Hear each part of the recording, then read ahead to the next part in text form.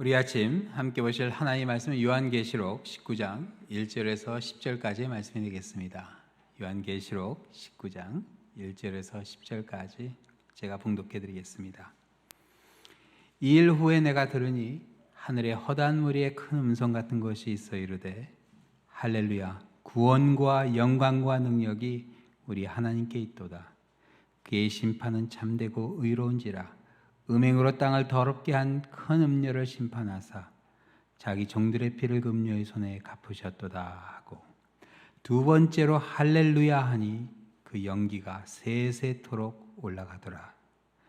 또 24장로와 네 생물이 엎드려 보좌에 앉으신 하나님께 경배하여 이르되 아멘 할렐루야 하니 보좌에서 음성이 나서 이르시되 하나님의 종들 곧 그를 경외한 너희들아 작은 자나 큰 자나 다 우리 하나님께 찬송하라 하더라. 또 내가 들으니 허다한 무리의 음성과도 같고 많은 물소리와도 같고 큰 우레소리와도 같은 소리로 이르되 할렐루야 주 우리 하나님 곧 전능하신 이가 통치하시도다. 우리가 즐거워하고 크게 기뻐하며 그에게 영광을 돌리세. 어린 양의 혼인기약이 이르렀고 그의 아내가 자신을 준비하였으므로 그에게 빛나고 깨끗한 세마포 옷을 입도록 허락하셨으니 이 세마포 옷은 성도들의 옳은 행실이로다 하더라. 천사가 내게 말하기를 기록하라. 어린 양의 혼인잔치에 청함을 받은 자들은 복이 있도다 하고 또 내게 말하되 이것은 하나님의 참되신 말씀이라 하기로 내가 그 발 아래 엎드려 경배하려 하니 그가 나에게 말하기를 나는 너와 및 예수의 증언을 받은 내 형제와 같이 된 종이니 삼각거리 하지 말고 오직 하나님께 경배하라. 예수의 증언은 예언의 영이라 하더라. 하나님의 말씀입니다. 우리 지난주에 이어서 계속 천국에 대해서 보시겠는데요. 우리 천국은 우리 그냥 단조롭게 죽어서 가는 것 그런 것이 아니에요. 아주 역동적인 그런 것이라 말씀드렸습니다. 우리에게 끊임없이 충격과 경이로움으로 다가오는 것이 천국입니다. 그렇지 않으면 너무나 지겨운 곳이 될 것 같아요. 그렇죠? 도저히 우리의 상상으로는 예측할 수 없는 것, 그런 천국이 우리 앞에 펼쳐집니다. 우리 예수님과 함께 거는 인생길에서 우리 마음의 천국이 시작돼요. 그리고 우리 죽음과 함께 우리 영혼이 머무는 낙원으로 그리고 부활과 함께 새 하늘과 새 땅으로 우리 앞에 천국이 펼쳐지게 될 때 그 순간순간마다 우리에겐 충격과 감격과 감동이 됩니다. 자, 우리 천국은 이 은혜로 가는 곳이라 이렇게 말씀드렸는데 우리 예수님이 계시면 함께 하신 것이 천국인데요. 오늘 이 천국의 클라이맥스라 할 수 있는 우리 어린 양의 혼인 잔치에 대해서 우리 같이 보시겠습니다. 하나님을 찬양하는 웅장한 할렐루야 찬양과 함께 천국의 결혼식이 시작돼요. 더없이 큰 기쁨이 임하는 그 자리입니다. 이 기쁨이 어떤 기쁨인지 또 무엇을 의미하는지 오늘 요한계시록의 말씀을 통해서 함께 보도록 하시겠습니다. 우리 좌우에 있는 분이 한번 인사하시겠어요? 기쁨을 기대하세요 하고 인사해주세요. 천국 기쁨을 우리 혼인잔치의 기쁨을 날마다 기대하시고 체험하신 여러분이 되시기를 우리 주님의 이름으로 축원합니다. 기도하시겠습니다. 사랑의 하나님 아버지, 저희들 하루하루 살아가는 가운데 어느 한순간 각박한 이 이민생활, 유학생활 가운데 기쁨을 잃어갈 때가 있습니다. 굳어버린 우리 마음에 다시 기쁨이 솟아날 수 있도록 바위를 깨고 생수를 솟게 하신 하나님의 권능의 손길이 이 아침 우리에게 임하게 하여 주시옵소서. 말씀 전한 자와 듣는 자가 함께 은혜되게 하여 주옵시며 모든 말씀 예수 그리스도의 이름으로 기도드립니다. 아멘. 성경은 재림하실 예수님과 성도의 만남을 결혼식에 비유합니다. 우리 주님이 다시 오시겠다고 약속했는데 오시는 그날은 결혼식 날입니다. 이 결혼식을 어린 양의 혼인잔치라 그렇게 불러요. 사실 코로나19로 결혼식이 교회에서 사라졌습니다. 언제 다시 돌아올까 기대하게 돼요. 근데 결혼식 하면 빠질 수 없는 게 있죠. 물론 신랑 신부가 있어야 되고 그 다음에 중요한 게 음악이 됩니다. 그래서 결혼식을 준비하면서 이 음악에 신경을 많이 씁니다. 신랑 입장 때는 어떤 음악, 신부 입장 때 어떤 음악, 또 결혼식 중에는 어떤 음악, 그걸 다 아주 심사숙고해서 고르게 돼요. 근데 이 코로나19로 인해서 결혼식의 음악이 더 중요해졌다고 합니다. 이게 코로나19로 결혼식이 작아졌어요. 스몰 웨딩이라고 그러죠. 양가 가족들 그리고 친구 몇 사람만 참석한 아주 소규모 행사가 되어버리고 말았어요. 그래서 하객들로 가득했던 그 예식장의 축하 분위기를 이제는 음악으로 대신할 수밖에 없다고 그래요. 그 음악이 중요해진 겁니다. 자, 오늘 이 본문에 보면요, 예수님의 재림과 함께 시작되는 이 어린 양의 혼인잔치에도 축가가 불러집니다. 오늘 본문에 보면 네 곡의 축가가 불러지는데 내용을 보면요, 신랑 신부를 축하해 준 노래이기보다는 신랑 신부를 하나 되게 해주신 하나님을 찬양하는 찬양입니다. 그래서 네 곡 다 할렐루야로 시작이 돼요. 할렐루야. 할렐루야는 여호와를 찬양하라는 히브리어를 그대로 음역한 단어가 할렐루야입니다. 자, 네 찬양이 나오는데 첫 번째 찬양은요, 세상을 어지럽혀온 사탄의 권세를 심판하신 하나님을 찬양하는 찬양입니다. 그 심판과 함께 혼인잔치가 시작되기 때문에 그래요. 그래서 1절과 2절에 보시면요, 할렐루야, 구원과 영광과 능력이 우리 하나님께 있도다. 그의 심판은 참되고 의로운지라. 음행으로 땅을 더럽게 한 큰 음녀를 심판하사 자기 종들의 피를 그 음녀의 손에 갚으셨다. 하늘의 허다한 무리에 큰 음성같이 이 찬양이 들렸다 그렇게 하는데, 이게 단지 소리가 큰 게 아니라 여러 번 반복됐다는 그런 뜻도 있어요. 그러니까 한번 찬양이 불러져 끄는 게 아니라 이게 막 천상에서 여러 번서 계속 반복해서 불러지는 그런 광경을 상상해 볼 수 있어요. 자, 여기 음행으로 땅을 더럽게 한 이 큰 음녀의 심판, 이거는 오늘 보면 바로 전에 나오는 요한계시록 18장에 보면 나옵니다. 하나님께서 사탄의 권세를 상징하는 음녀를, 그리고 사탄의 권세를 상징하는 세상의 큰 성 바벨론을 심판하세요. 그 성이 무너집니다. 타락한 세상에 하나님의 심판이 임하게 됩니다. 자, 그리고 이제 두 번째 찬양이 시작되는데요, 두 번째 찬양 딱 한 글자입니다. 할렐루야. 마치 메시아의 핸델의 메시아 합창곡의 맨 마지막 마디처럼 아주 장엄하게 그렇게 울려 퍼지는 할렐루야가 아니었을까 생각돼요. 근데 이 짧은 한마디의 찬양에는요, 아주 엄청난 시각적인 효과가 같이 동반하게 돼요. 큰 음녀가 심판받은 그 큰 성 바벨론에서 연기가 하늘로 세세토록 올라가게 됩니다. 세세토록이란 영원하단 말인데 끝없이 하염없이 연기가 피오른다는 그런 뜻이에요.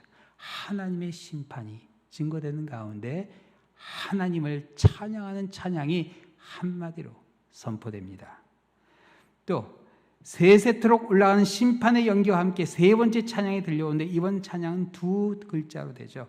아멘 할렐루야. 이 누가 찬양한 거죠? 지금까지는요, 내용을 보면은 허다한 무리의 찬양이었어요. 이 찬양은 아마 천군 천사들의 찬양이 아니었을까 생각이 돼요. 그런데 이 세 번째 찬양은요, 하나님의 보좌 앞에는 24 장로와 그리고 4 생물이 들은 찬양이라 그렇게 4절에 나옵니다. 아멘 할렐루야. 아멘이 무슨 뜻이죠? 아멘은 그렇게 이루어질 줄을 내가 믿습니다 하는 그런 뜻이에요. 그렇게 이루어질 줄을 내가 믿습니다. 여러분, 아멘은 그냥 기도 끝에 관례적으로 하는 종료 부호가 아닙니다. 우리가 아멘으로 화답할 때 우리의 마음이 열리게 돼요. 그래서 대표 기도를 하실 때 우리 장로님들이 또 찬양을 들을 때, 말씀을 선포할 때 그 말씀이 정말 내 마음에 와닿고 정말 그렇게 이루어질 줄 내가 믿습니다 하는 그런 마음을 가지실 때 아멘 하시면 됩니다. 이게 그냥 아멘이 없이 찬양을 듣고 기도를 듣고 그리고 말씀을 들으면 그냥 방관자로 남을 수가 있어요. 아, 그런 말씀이 있구나, 그렇게 기도하시는구나. 근데 기도하는 그 순간 그게 정말 내 마음에 와닿는 거예요. 그래서 아멘 하시게 될 때 그 기도가요, 내 기도가 되는 겁니다. 그리고 그 말씀이 내 말씀이 되는 거예요. 그리고 그 축복이 나에게 임하게 됩니다. 그래서 아멘으로 화답할 수 있어야 돼요. 할렐루야 찬양과 함께 하염없이 하늘로 올라가는 심판의 연기를 바라보며 24장로와 네 생물은 그냥 아멘 할렐루야, 아마 자기도 모르게 나온 그런 감탄이 아니었을까 싶어요. 감격과 감동의 찬양했습니다. 그리고 이제 네 번째 마지막 피날레로 하나님의 보좌에서 모든 하나님의 종들을 찬양으로 초대하는 음성이 들려와요. 자, 5절에 보면 이렇게 나오죠. 보좌에서 음성이 나서 이르시되 하나님의 종들 곧 그를 경외한 너희들아 작은 자나 큰 자나 다 우리 하나님께 찬송하라 하더라. 하나님의 종들, 여기에는요 모든 성도들 포함한 건 물론 천사들도 포함됩니다. 누가 더 큰 자일까요? 천사가 클까요? 우리가 클까요? 당연히 천사도 흠모할 만한 일을 하고 있는 우리가 큰 자죠. 하나님이 언제 천사들을 위해서 아들을 대속해서 했다, 그런 얘기 없습니다. 그러나 우리를 위해서는 하나님께서 정말 하나밖에 아들이 없는 아들의 생명과 맞바꾸시죠. 그렇게 귀한 한 분 한 분이세요. 자, 큰 자나 작은 자 다 우리 하나님께 찬송하라. 여기 우리 하나님께 찬송하라 한 것을 보면 하나님이 하신 말씀이 아니라 보좌에 가까이 있었던 천사들의 선포였다 봅니다. 이 선포와 함께 모든 하나님의 종들이 하나님을 찬양하게 돼요.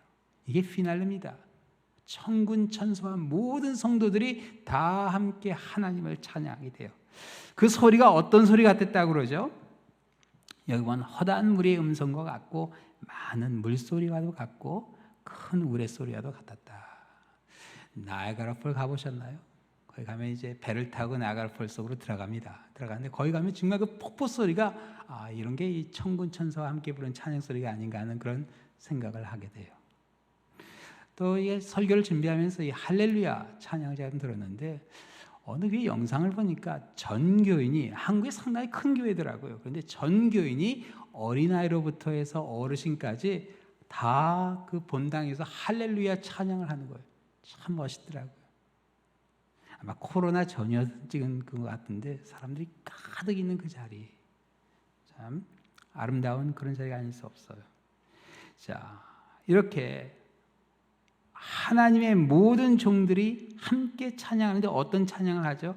어린 양의 혼인잔치의 시작을 찬양합니다. 6절부터 나와요.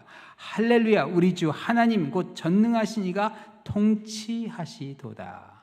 우리가 즐거워하고 크게 기뻐하며 그에게 영광을 돌리세.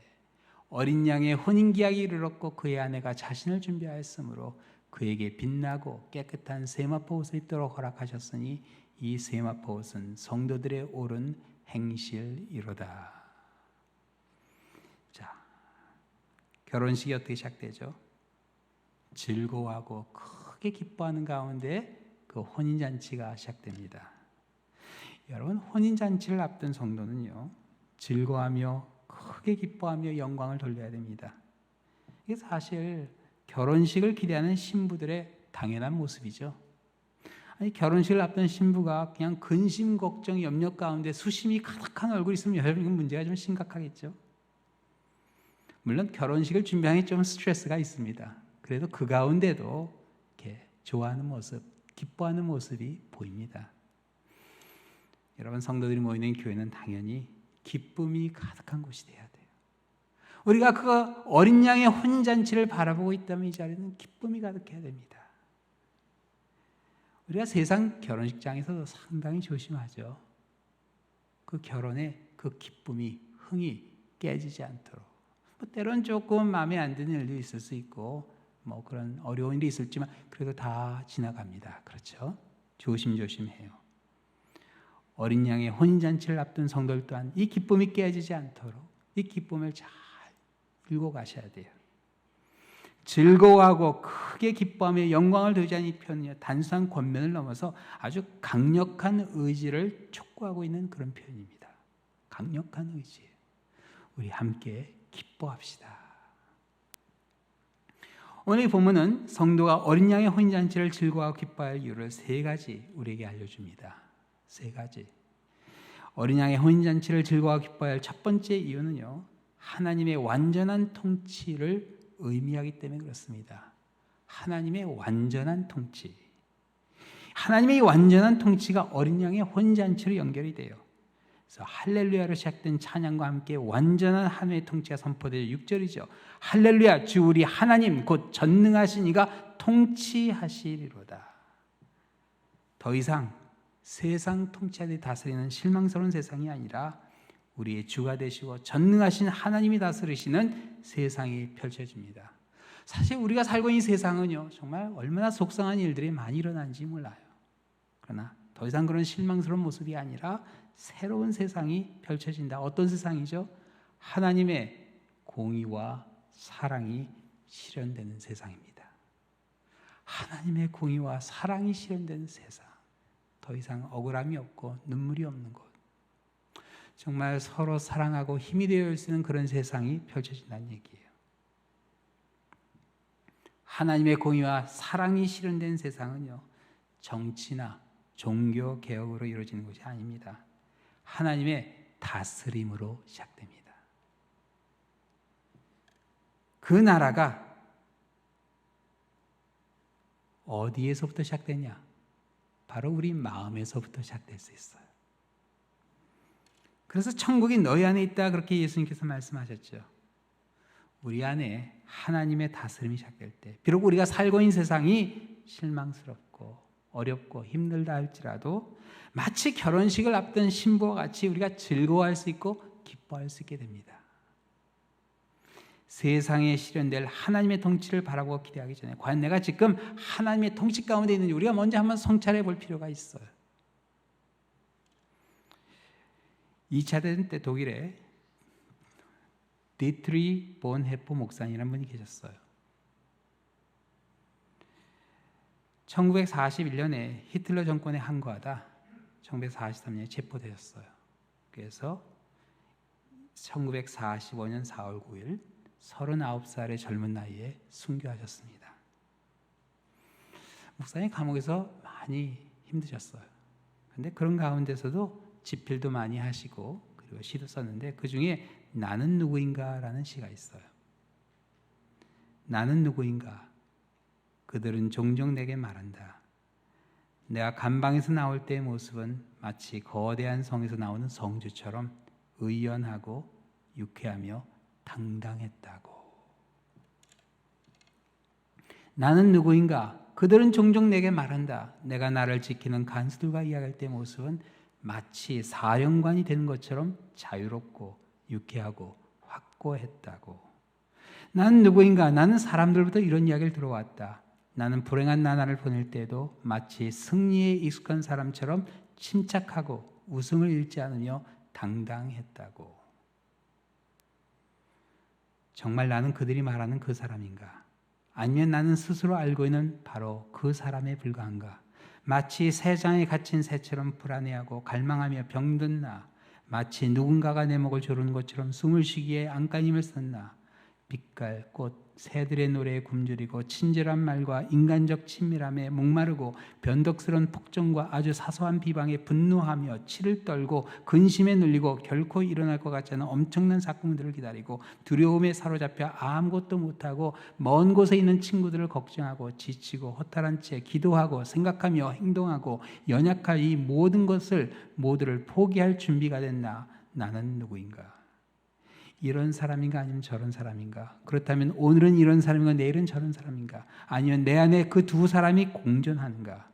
다른 사람들 앞에서는 담대하지만 혼자 있을 때는 애처롭고 우는 비열한 심약자, 이미 승리한 전투를 앞두고 혼비백산에 도망치는 패배한 군대, 그것과 나의 내면세가 다를 바는 무엇이랴? 나는 누구인가? 그들은 이런 고독한 질문들로 나를 조롱한다. 오 하나님, 내가 누구인지 당신은 아십니다. 당신이 아시듯이 나는 당신의 것입니다. 수없이 많은 그 구타와 고문 가운데 어떻게 약해지지 않을 수 있겠어요? 지하실 감옥에 갇혀서 하루 이틀도 아닌데 어떻게 사랑하는 사람과 친구들과 바깥 세상이 그리워지지 않을 수가 있겠어. 너무나 연약하고 평범한 보네포 목사님이셨어요. 그러나 그런 가운데서도요, 차분하고 당당한 영주같이 부하에게 명령을 내린 지휘관과 같이 그 고문을 가해오고 구타해오는 그 취조관 앞에서 여유가 있을 수 있었던 것은 바로 자신이 하나님의 소유라는 확신이 있었기 때문에 그렇습니다. 나는 하나님의 것이다. 히틀러의 통치가 아니라 하나님의 통치 아래 있었던 보온헤퍼 목사님이셨어요. 그리고 목사님에게는요, 그 누구도 뺏을 수 없는 기쁨이 그 마음 안에 있었습니다. 1944년 12월 11일 사형 선고를 받기 얼마 전입니다. 일기장에 이런 글을 남기셨어요. 기쁨으로 여호와를 섬기라고 성경은 권고합니다. 바로 이 목적을 위해 우리는 생명을 받은 것이며 지금 이 순간까지 생명이 유지되는 것입니다. 아무도 우리에게서 빼앗을 수 없는 기쁨이 이미 하늘의 본향으로부터 부름받은 사람뿐만 아니라 우리에게도 주어져 있습니다. 우리는 슬픔이 아니라 이 기쁨 속에서 그들과 하나가 됩니다. 우리가 만약 용기와 기쁨을 갖고 살지 못한다면 어떻게 용기와 기쁨을 잃은 사람들을 위로하겠습니까? 억지로 꾸며낸 기쁨을 말하는 것이 아니라 하나님께 받아서 자연스럽게 우러나는 기쁨을 말하는 것입니다. 하나님께 기쁨이 거하고 그분에게서 기쁨이 내려와 우리의 몸과 마음을, 영혼을 사로잡습니다. 이 기쁨이 사람을 사로잡은 기쁨 자체가 주변으로 번져 다른 사람도 끌어당기고 닫힌 문도 활짝 엽니다. 그러나 공통과 고뇌와 불안한 마음을 모르는 기쁨이 있습니다. 그러한 기쁨은 오래가지 못하고 잠시 마음을 속일 뿐입니다. 하나님의 기쁨은 구유의 가난함과 십자가의 고뇌로 얻어진 것입니다. 그러므로 아무도 방해할 수도 막을 수도 없습니다. 하나님의 통치 아래 있었던 우리 보네포 목사님, 그 마음속에 그 기쁨, 그 누구도 빼앗을 수 없는 기쁨이었어요. 우리가 하나님의 통치 아래 있게 될 때 우리 안에 있는 기쁨은요, 그 누구도 건드릴 수 없는 기쁨이 됩니다. 그 기쁨을 누리시는 여러분이 되시기를 우리 주님의 이름으로 축원합니다. 자, 어린 양의 혼인잔치를 즐거워해야 할 두 번째 이유, 그 이유는 혼인 기약이 이르렀기 때문입니다. 혼인 기약이 이르렀다. 이 날짜가 가까이 왔다는 그런 뜻이죠. 더 이상 기다릴 필요가 없게 된 거예요. 우리는 지금 기다리고 있지만 더 이상 기다릴 수 없는 그 순간 바로 코앞에 온 겁니다. 이 구약 성경에 보면요, 하나님과 이스라엘 백성 간의 관계를 줄곧 혼인관계의 도식으로 그렇게 설명해 왔습니다. 그래서 이사야서 54장 5절, 예레미야서 2장 2절, 호세아서 2장 14절에 23절에 보면 그런 도식이 나옵니다. 고대 중동에서의 결혼은요, 단지 두 사람의 결혼이 아닙니다. 두 사람이 속해 있는 가정과 공동체 전체가 피를 나눈 혈맹 관계화됨을 의미했어요. 하나가 되는 거예요. 구약 성경에 나온 이러한 혼인 개념이 신약 성경에도 그대로 반영되어서 예수 그리스도는 줄곧 교회와 성도의 신랑으로 그렇게 묘사됩니다. 그리고 그로 인해서 천국을 혼인잔치에 비유합니다. 이러한 비유를 제대로 우리가 이해하기 위해서 사실 우리가 유대인의 결혼 풍습을 조금 볼 필요는 있어요. 유대인들의 결혼 풍습에 의하면요, 남녀가 정혼을 한 후에 일정 기간 떨어져 있게 됩니다. 우리도 비슷하죠, 사실. 약혼하고 이제 결혼식까지 기다리게 됩니다. 근데 이 정혼한 기간 중에서라도요, 이 두 남녀는 사실 부부로서의 합법적인 권리와 의무를 지키게 되어 있었다고 해요. 합방을 하지 않았을 뿐이지 서로 남편과 아내로 그렇게 부르게 됩니다. 그래서 오늘 보면 7절에도 보면요, 신부를 아내라 그렇게 표현하죠. 정혼 기간에 남편과 아내가 각각 해야 할 일이 있어요. 아내는 정조를 지키고 이제 결혼을 준비하는 것이고요. 남편은 구체적으로 해야 할 일이 있는데 바로 살 곳을 준비하는 일이라고 합니다. 그래서 유대인의 혼례식에서 기약이 이르렀단 말은 다른 것이 아니라 바로 살 곳이 준비됐다는 그런 뜻이에요. 그렇죠. 결혼해서 부모를 떠나야 되는데 살 곳이 없으면 떠날 수가 없잖아요. 하나님의 강령인데 말씀인데 살 곳을 준비해야 되는 겁니다. 그래서 요한복음 14장에 보면 예수님께서 거처를 예비해 가시는 말씀, 바로 신랑으로서의 책임을 비유해서 말씀하신 거예요. 이렇게 말씀하시죠. 너희는 내 마음에 근심하지 말라. 하나님을 믿으니 또 나를 믿으라. 내 아버지 집에 거할 곳이 많도다. 그렇지 않으면 너에게 일렀으리라. 내가 너희를 위하여 거처를 예비하러 가노니 가서 너희를 위하여 거처를 예비하면 내가 다시 와서 너희를 내게로 영접하여 나 있는 곳에 너희도 있게 하리라. 기약이 이르렀단 말은요, 거할 것이 준비되었다 하는 그런 뜻입니다. 여러분, 천국은 그냥 막연하게 기다리는 데가 아니에요. 자, 기약이 이른 때가 반드시 옵니다. 그때를 기다리는 성도의 삶, 성도의 마음에 기쁨이 임하게 돼요. 마치 결혼식을 기다리는 신부의 마음이 설레이듯이 우리 하루하루의 삶 가운데 그 때를 바라보면서 가슴이 설레게 됩니다. 가슴 설레는 그 기쁨 가운데 하루하루 천국을 바라보시는 어린 양의 혼인잔치를 바라보신 여러분이 되시기를 우리 주님의 이름으로 축원합니다. 또 세 번째, 어린 양의 혼인잔치를 즐거워하고 기뻐해야 할 세 번째 이유는 부끄러움이 가려지는 순간이기 때문에 그렇습니다. 자, 여기 보면 아내가 자기 자신을 준비해서 빛나고 깨끗한 세마포를 입도록 허락하셨다, 그런 내용이 나와요. 이게 한마디로 뭐냐면 웨딩 드레스가 준비됐다는 뜻이죠. 이제 식으로 올릴 수 있는 겁니다. 그래서 그 세마포가 무엇을 뜻하냐? 8절에 보면 이렇게 이야기하죠. 그에게 빛나고 깨끗한 세마포를 입도록 허락하셨으니 이 세마포 옷은 성도들의 옳은 행실이로다 하더라. 사실 이 구절을 쉽게 오해할 수 있습니다. 마치 옳은 행실을 통해서 신부가 되는 것처럼 생각할 수 있어요. 그렇죠? 내가 천국에 가면은 내가 옳은 행실이 모자라면 나는 예복이 없나 보다, 그런 생각할 수 있잖아요. 근데 그건 아닙니다. 여기 본문에 보면요, 여기 성도란 말이 복수로 나와 있어요. 성도들의 옳은 행실이로다. 이게 중요합니다. 여기서 말하는 성도들은 성도 개인이나 어느 특정한 교회를 말한 게 아닙니다. 여기서 말하는 성도들이란 유형적인 각 개교회를 초월한 무형적인 범우주적인 무형교회를 의미하고 세상 모든 성도들을 의미합니다. 이 세상의 모든 성도들, 아프리카, 오스트레일리아, 유럽, 중국, 이 모든 성도들을, 과거에 있던 성도들을 포함해서 지금 부활을 기다리는 성도들 다 포함돼요.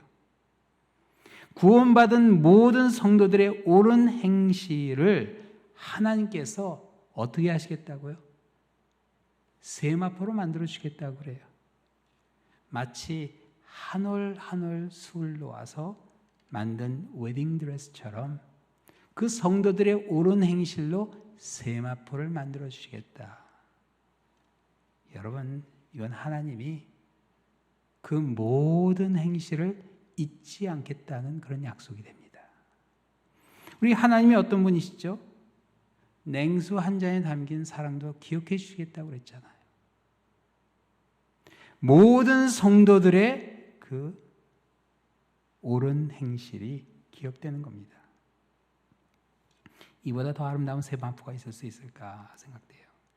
이 세마포는요, 오늘 본문 2절에 나는 음료의 옷과 대조됩니다. 요한계시록 17장 4절에 보면요, 음료의 옷은 금과 보석과 진주로 꾸며졌다, 그렇게 나옵니다. 이게 우리가 생각하는 세상의 화려함이죠. 근데 하나님은요, 그런 거 상관하지 않으세요. 얼마 전에 재미있는 글을 하나 읽었어요.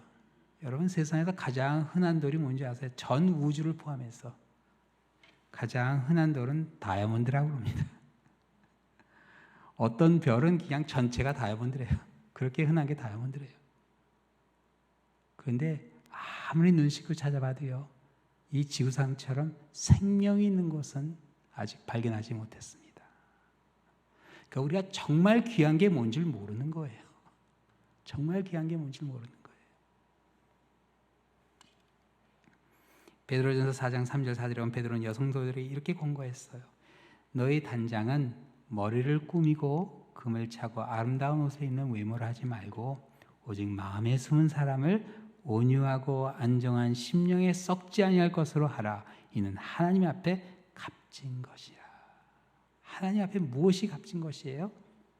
우리 숨은 사람, 이 속사람을 온유하고 안정한 심령에 썩지 아니할 것으로 단장하는 게 하나님께서 귀하게 생각하시는 그런 값진 옳은 행실입니다.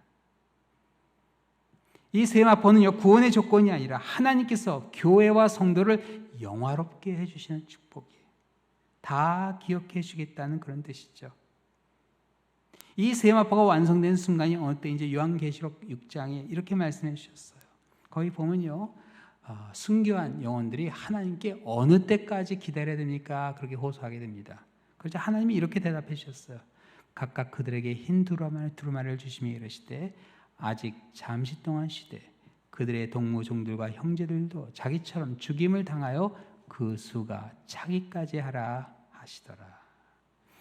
하나님께서 언제까지 기다리세요? 언제 이 세마포가 완성이 돼요? 마지막 순교자의 피가 흘려질 때. 말씀을 위해서 그 수없이 많은 사람들이 죽어가는데 마지막 순교자의 피가 흘러질 때, 그때 이 세마포가 완성되는 겁니다. 마지막 수예요.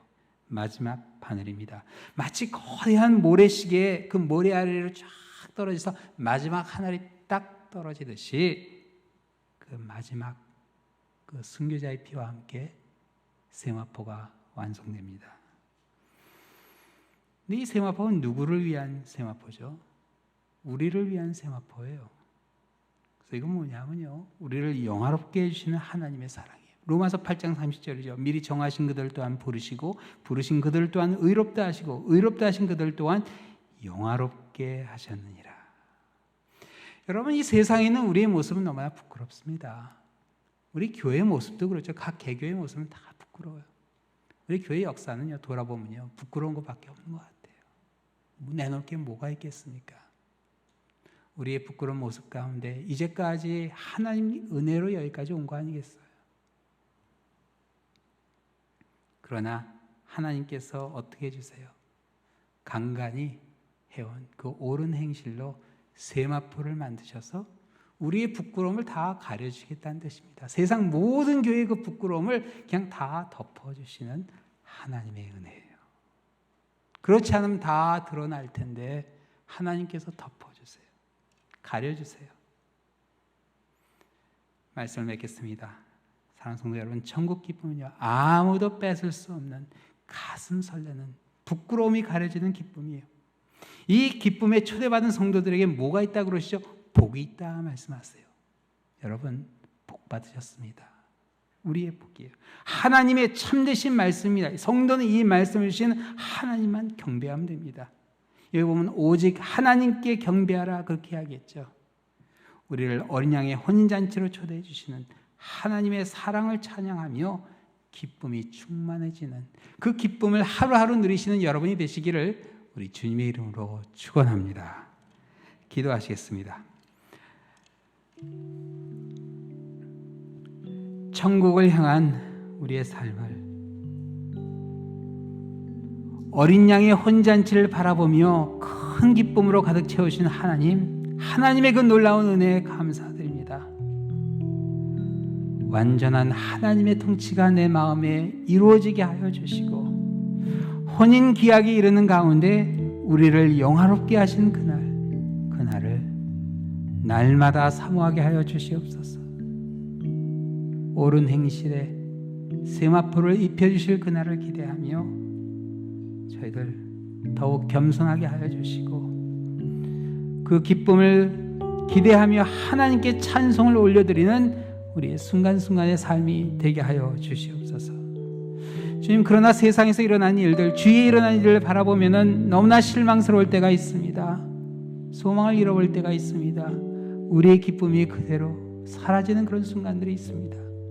그럴 때일수록 하나님의 완전한 통치가 우리에게 있음을 기억하는 가운데 그 누구도 뺏을 수 없는 기쁨이 가슴 설레는 가운데 주님을 바라보는 축복을 누리게 하여 주시옵소서. 모든 말씀 예수 그리스도의 이름으로 기도드립니다. 아멘.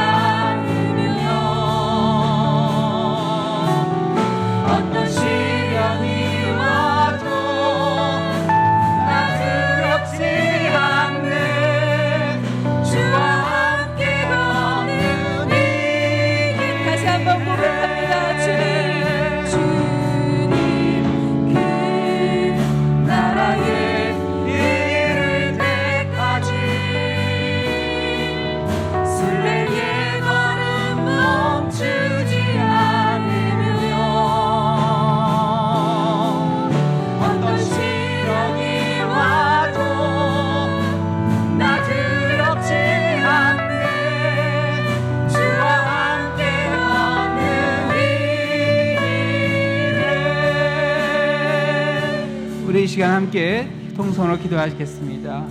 그렇습니다. 하늘의 소망은 기쁨입니다. 지금 비록 많이 누리지 못한다 해도, 육신의 고통 가운데 있다 할지라도, 죽음의 그림자가 들이운다 해도 어린 양의 혼인잔치를 바라보게 될 때 천국 기쁨이 내 마음에 임하게 됩니다. 가슴 터지도록 기다려주는 그날입니다. 보고픈 얼굴들이 함께 있을 그 자리입니다. 이 기쁨이 우리의 삶에 최선을 다할 수 있도록 힘을 실어줍니다. 사도 바울이 달려갈 길을 다가고 믿음의 선한 싸움을 이길 수 있었던 비결이 바로 이 기쁨입니다. 로마 제국의 가혹한 박해 아래서도 사도 요한은 어린 양의 혼인계약이 있음을 이뤘음을 알고 즐거워하고 크게 기뻐하며 밤모섬에서 하나님을 경배했습니다. 그 어떤 시련이 와도 이길 수 있는 힘이 바로 천국의 기쁨입니다. 혹시 그 기쁨을 잠시 잊었다면 이 시간 그 기쁨을 회복하는 기도를 드렸으면 합니다. 혹시 그런 기쁨이 있는 줄 아직 몰랐다면 이 기쁨을 선물로 주시는 예수님을 나의 삶에 환영하는 영접하는 기도를 드렸습니다. 우리 함께 통성으로 기도하겠습니다. 합심해서 기도하겠습니다.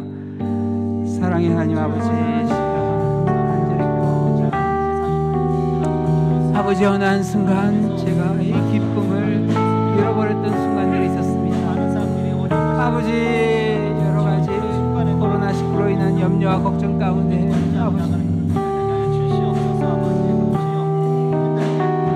사역의 감격과 아버지 감격이 일었을 때가 있었습니다. 아버지, 주님께서 역사하여 주셔서 우리를 새롭게 하여 주시옵소서. 아버지, 하루하루 가슴 설레며 주님의 천국 잔치를 바라보게 하여 주시옵소서.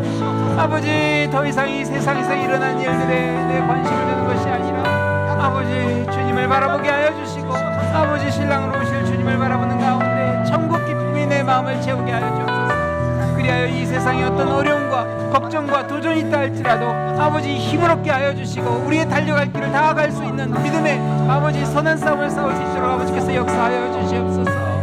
우리를 붙잡아 주시고 함께 하여 주시옵소서. 아버지, 이제 회복되어간 우리 랄리아인 장로교를 주님께서 기억하사 아버지, 하루하루 천국 기쁨으로 회복되게 하여 주시옵소서. 이 자리에 오는 성도들의 삶 가운데 기쁨이 가득하게 하여 주시고 아버지, 서로에게 힘이 되고 격려하고 보듬고 아버지, 하나가 된 역사가 일어나게 하여 주시옵소서. 우리의 구역들을 회복시켜 주시고 교구를 회복시켜 주시고 아버지, 성도의 교제가 있게 하여 주시며 코로나19로부터 주님께서 지켜주시는 건족 가운데 아버지, 천국 기쁨을 바라보게 하여 주시고 회복되게 하여 주시옵소서. 아버지, 주님께서 역사하여 주시고 우리 각 가정을 주님께서 기억하사 아버지, 여러가지 어려움 가운데 있는 가정들 주님 긍휼히 여기사 아버지, 천국 기쁨이 임하게 하여 주시옵소서. 가정을 이끌고 가는 가정들에게 아버지, 한 사람 한 사람에게 주님께서 기쁨을 더하여 주시옵소서.